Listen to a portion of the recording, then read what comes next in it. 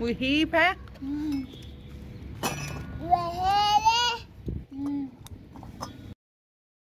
يا صباح الفل ويا صباح النشاط ويا صباح البيض الملون والأراضي والغيطان والفسيخ. فاكرين يا بنات أيام زمان لما كنا صغيرين وكنا نصمم نمسك الألوان ونلون بيضنا؟ فاكرين الحاجات دي كلها؟ يا ريت الزمن يرجع بينا ونرجع عيال صغيرة تاني ونعيش كل الأجواء دي تاني، ونبقى فاهمين إنها ما بتتعوضش تاني. ده يوم الاثنين، يوم شم النسيم. صحيت كده لقيت الجو حلو. هو في الاول الصبح كان كويس، ما كانش حار، بس بقيت اليوم قلب حر جامد. قلت لا، لازم اوريكم ان اليوم حلو، وابدا لكم النهارده بصوت العصافير واوريكم السماء واوريكم الشمس. بس هنا انا كتمت الصوت معلش غصب عني، لان كان في صوت قرآن في الخلفيه وهيجيب له حقوق طبع ونشر، فمعلش بقى اعذروني. صورت معاكم العصافير كده الاول كده قبل ما ادخل المطبخ. الكيس اللي انا بشاور لكم عليه ده انا بحطه كده عشان احط فيه بواقي الاكل بتاع العصافير او الفضلات بتاعتهم او اي حاجه. حاطاه كده عشان يبقى على طول افضي فيه الحاجه ويفضل السلم نضيف. محدش بقى يخرج من الفيديو كده قبل ما يكمله، عشان حرفيا الفيديو النهارده هيرجعنا سنين كتير لورا. زي ايام زمان بالظبط. انا بحب يا بنات لما يبقى في حاجه احنا متعودين عليها من زمان، احب اعيدها تاني وارجعها واعيشها لاولادي، عشان انا عن نفسي برجع سنين كتير لورا لما انا بعملها مع اولادي. فانتوا برضو ما تحرموش نفسكم من الحاجات دي، وكملوا معايا الفيديو واعملوا مع اولادكم كل حاجه كنتوا بتعملوها وانتوا صغيرين عشان تفتكروها وعشان تعيدوا الزمن تاني. عايزه اقولك بقى قبل ما ندخل الفيديو كده مع بعض، لو اول مره تشوفي القناه من خلال الفيديو ده ما تبخليش عليا باشتراكك فيها عشان عيلتنا تكبر بيكو ونكون احلى اخوات واحلى اصحاب مع بعض. اول حاجه كده ده الفطير المشلتت الفلاحي اللي هنفطر بيه. زي زمان يا بنات، زي ما كنا بنقعد ونعمل الفطير ونبقى فرحانين ونعمله، بس ما عادش حد بيعمل في البيت زي زمان، او ما فيش مكان او ما فيش فرن عشان الواحد يعمل فيه. جبنا بقى الفطير كده، وطبعا كان برد وهسخنه. انا هنا بوريكم ان هو برد، برفعها الفطيره ناشفه مكانها مش بتترفع، فقلت عليه ايه لازم ناكله سخن ملهلب كاننا لسه جايبينه. وحرفيا ما كدبتش خبر، وحطيتهم في الفرن وسخنتهم. شوفوا هي كانت ناشفه في الكرتونه وانا بوريها لكم في العلبه، لما اجي احطها على الترابيزه هتشوفوها وهي طريه.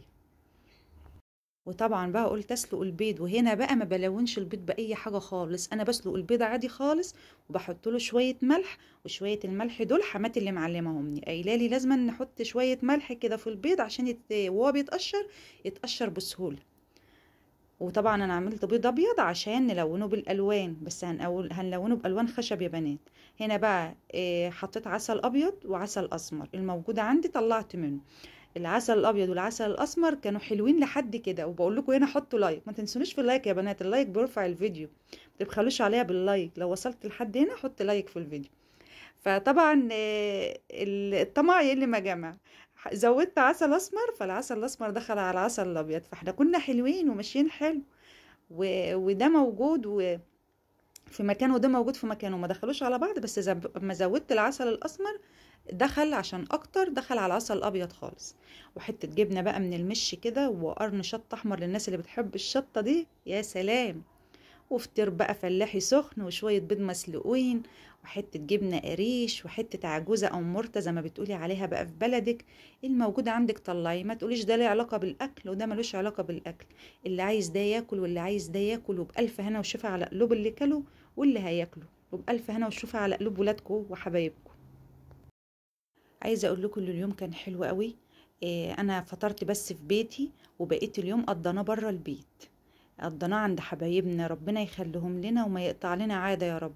شوفوا يا بنات، انا كل ما باجي اسلق بيض لازما بيضه كده تطلع من النص بايظه.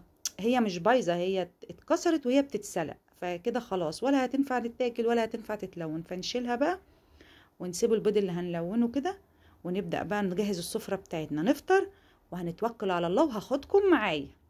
بصوا بقى، عشان انا مش هينفع احط الفطير في صينيه ولا هينفع اعمل حاجه، فما كانش عندي اكياس بيضه، كل اللي عندي اكياس سمره، فما ينفعش احط عليها الاكل. فجيت بقى جبت الراب ستريتش وهفرده كده على الترابيزه. طبعا هنا عمال يعكسني، عايز حد يمسكه من الجهاد وحد يفرده، فعلى ايه قفلت الكاميرا واستعنت بصديق وخلصنا وفتحنا الكاميرا. اهو يا بنات خلصت بقى زي ما انتم شايفين كده، عشان احط الفطيرة عليه كل السمنة او الزبدة او الحاجة اللي في الفطير ما تبوظش الترابيزة والرخامة وتبهدلها وانا بغسلها، اقعد اغسلها يعني وتبهدلني. فعلى ايه وجبت لهم بقى الالوان، قعدوا يلونوا جنبي كده، عم حطيت البيض اول حاجه يلونوا، وكنت في الوقت اللي انا بحط فيه الاكل والبيض والحاجه يلونوا كنت انا بسخن الفطير. وخلصت وجبت بقى الاكل كله كده وحطيته. عارفين يا بنات انا كنت فاكره ان الفطيرتين دول مش هيقضوا وان هم صغيرين، ده قضوا وفاض منهم كمان. يعني سبحانك يا رب، قلت بقى ايه نزود كده واللي هيعوز حاجه بقى ياكل منها. انت برضو حطي الموجودة عندك، اللي عايز ياكل فطير هياكل واللي عايز عيش هياكل. وكل حاجة ربنا يجعل بيوتنا كلها عمار، ويجعلها تملي مفتوحة يا رب بالخير دايما، ويجعل فيها الخير على طول. مسكوا بقى الالوان وقعدوا يلونوا، بس انا هنا كانت الوان خشب، والالوان الخشب ما بتطبعش يا بنات. وبدات بقى احط الفطيره في النص كده، وهجيب الفطيره التانية واحطها عليه. شايفين يا بنات الفطيره طريه وانا بحطها ازاي؟ ركزوا معاها كده هتلاقوا الفطيره طريه. طريه سخنه لدرجه ان انا مكنتش عارفه امسكها. فما سخنت حرفيا بقت جميله. يا بنات عيشوا اجواءكم يا بنات، افرحوا وانبسطوا وقضوا ايامكم كلها في خير. واما يبقى عندكم وقت ان انتوا تفرحوا افرحوا، اما يبقى وقت عندكم وقت ان انتوا تخرجوا اخرجوا، وارموا كل حاجه ورا ظهركم. كفايه كفايه حمل وكفايه يعني زنقه الدنيا علينا. هنا بقى كده يا بنات، حذروا فزرونا فين؟ بيت ابويا الله يرحمه. امي بقى هي اللي بتفسخ الفسيخ في البيت، وعملت لنا بقى شويه فسيخ محترمين كده. والجردل اللي عليه الصينيه ده فيه فسيخ من قلبه، بس هي ما بتطلعش الكميه كلها مره واحده عشان الدبان، لان احنا اكلنا على السطح مكان ما بنحب كلنا نقعد. احنا ولا بجيب بقى بطاطس مقليه ولا بجيب خيار ولا خس ولا حاجه دي، احنا بناكل اللي احنا عايزينه بعد الاكل. يعني احنا مش هناكل خس ولا حاجات، احنا كده بنحب الفسيخ والبصل وكفى. عايزه اقول لكم ان اخواتي ما استنوش ماما تخلص، وجابوا صينيه وحطوها وقعدوا كلوا على الارض كده، كل ماما تعمل ياخدوا منها واحده كده، يخطفوا منها واحده ويقعدوا ياكلوا.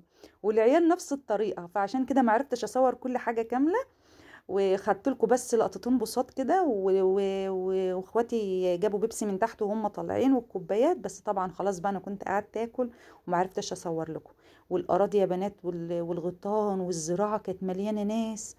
البساطه حلوه قوي يا بنات والله. الارياف جميله، الارياف حلوه. يعني اللي مش عايش في الارياف بحس ان هو معش. فيها كل حاجه بسيطه ومتواضعه. قعدت اقول له والنبي دخلني جوه. دخلني جوه الاراضي دي في وسط الناس دي اللي انا كنت مصوراهم لكم. مرضاش، قال لي يلا نروح. واحنا مروحين من عند ماما. فطبعا كملنا اليوم بره انا وحبايبي. ورحنا بقى مكان كده حديقة كده عشان العيال تتمرجح وتتفسح وتكمل اليوم. الحديقة ديت على البحر كده، انا صورتها لكم. وطبعا المنيو بقى قلنا ناكل، ماما كانت عامله لنا عصير وجايبه لنا بيبسي وكل حاجه. بس برضو انتوا عارفين بقى الفسيخ عايز طول النهار تودي ميه، تاكلي حاجه سقعانه تشربي عصير مش عارفه. فروحنا بقى طلبنا بقى كده، اللي عايز حاجه طلبها. بس مش كل الحاجات كانت موجوده، اكترنا طلب ايس كريم. ومثلا في ناس طلبت رز بلبن، ما كانش موجود رز بلبن. الايس كريم بتاعه حلو والهوت شوكليت بتاعه جميل والحاجات بتاعته جميلة. بس حرفيا لما بيبقى في مواسم يا بنات الحاجة بتبقى مضروبة ليه مش عارف. صورت لكم بقى هنا البحر، شوفوا الحديقة على البحر بالظبط والشجر. شايفين الهواء الجو كان عامل ازاي يا بنات؟ اليوم عدى جميل. وهناك كان صور يعني 10 دقايق ربع ساعة والكارت يكون عندك بتاع الصورة. الراجل ده كان معاه تعبان كده وبيصور به الأطفال أو الكبار. فصورتهم لكم. الحديقة كانت زحمة جدا ومليانة ناس، كلنا ما بنصدق نخرج. هنا كده كنا بنحاول ناخد صورة بقى مع بعض، يلا كله يحط ايده، فمش عارفين نجيب عددنا كلنا، غير ان كان ماسك الكاسات بتاعته ورا، كان لسه معانا ناس وكاساتهم شغالين بقى خلاص، هم بياكلوا حاجتهم واحنا قاعدين هنا نتصور ونهزر ونضحك. ربنا يديم لمتنا ويخلي حبايبنا وما يدخل بينا حد ابدا، ويخلي لكم حبايبكم يا رب. استمتعوا يا بنات واخرجوا وقضوا وقت. ما تشغلوش بالكم مين بيتكلم عليكم ومين بيقول عليكم ايه، طالما ما بتعملوا حاجة ما تغضبش ربنا. اللي بيتكلم هيتكلم. إلى اللقاء، فيديو جديد إن شاء الله. دمتم بخير دايما.